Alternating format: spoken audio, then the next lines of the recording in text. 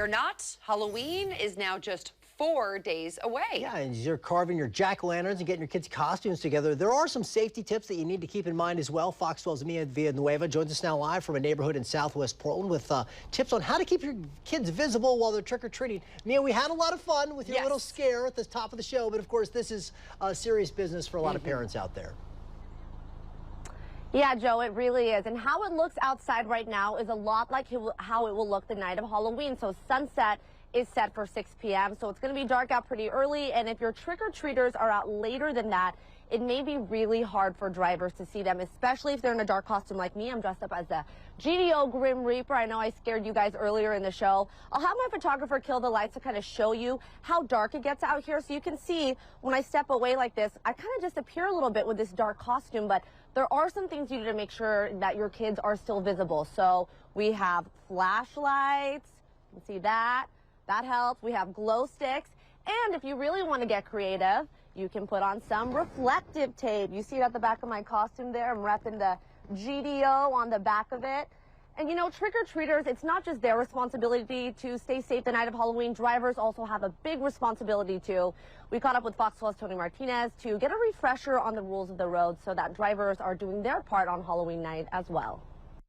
Tony and I are in a neighborhood in Beaverton. We're at the intersection of Northwest Blue Ridge Drive and Foxborough Circle. Yep. Now, Tony, this intersection is a really great example of a statewide rule that some drivers may not know about, right? Yeah, it really is. So in Oregon, every intersection is a crosswalk. So what that means for a driver is as soon as somebody steps off the curb like I'm doing right here, I'm in a crosswalk, whether it's marked or not. So for a driver, what that means is you have to stop and stay stopped until the person is out of your lane plus 6 feet into the lane next to you. A lot of people don't realize that. In this neighborhood here in Beaverton, 25 miles per hour is the speed limit. Is that the case in Portland as well? You know, in Portland, they changed it recently, so all the neighborhoods in Portland, it's a 20-mile-an-hour limit. So they say 20 is plenty, and that's not just random, because you may have heard that at 20 miles an hour, if someone's hit by a car, they have a 90% chance of surviving that. At 40 miles an hour, that number drops to 10%. So it's a huge difference in just a few more miles per hour. So it's not just, you know, the law, but I mean, it makes really good sense too.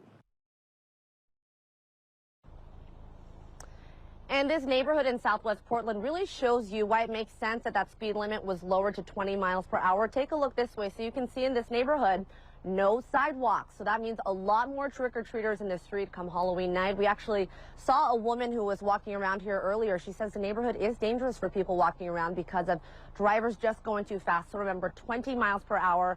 And parents back home, again, you want to keep your kids visible the night of Halloween. So we're bringing you this story early so you have plenty of time to pick up those supplies. So again, flashlight. Most people have this at home. Glow sticks. These are everywhere right now in supermarkets. I got this for from Walgreens for like $2. And again, that reflective tape, I'll show you it one more time.